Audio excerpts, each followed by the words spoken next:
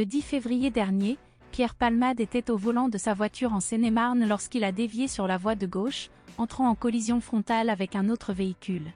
L'humoriste a gravement blessé une femme enceinte qui a malheureusement perdu son bébé par la suite, ainsi qu'un homme et son fils âgé de 6 ans.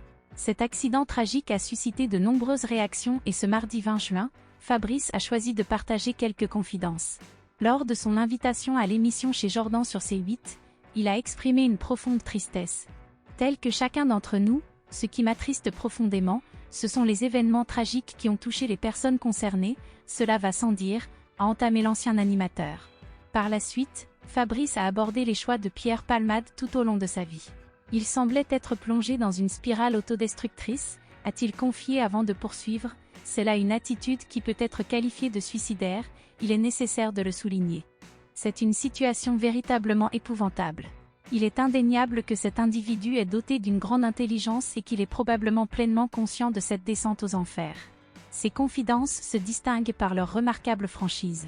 Fabrice a eu l'opportunité de fréquenter à maintes reprises Pierre Palmade au cours de sa carrière. Leur rencontre a eu lieu notamment dans l'émission télévisée La Classe. En ce qui concerne les problèmes d'addiction de l'humoriste, l'ancien animateur affirme n'avoir jamais rien remarqué. « Je n'étais pas au courant. Il ne semblait pas être alcoolique. Je n'ai jamais été témoin de quoi que ce soit », a-t-il déclaré. Par la suite, Fabrice a souhaité s'adresser directement à Pierre Palmade pour lui prodiguer un conseil discret. « J'invite vivement à ce que, dans la seconde partie de votre existence, vous envisagiez une reconstruction personnelle », a-t-il exprimé, avant d'ajouter. « Je suis peu optimiste quant à une possible reprise sur scène, cela me semble véritablement ardu.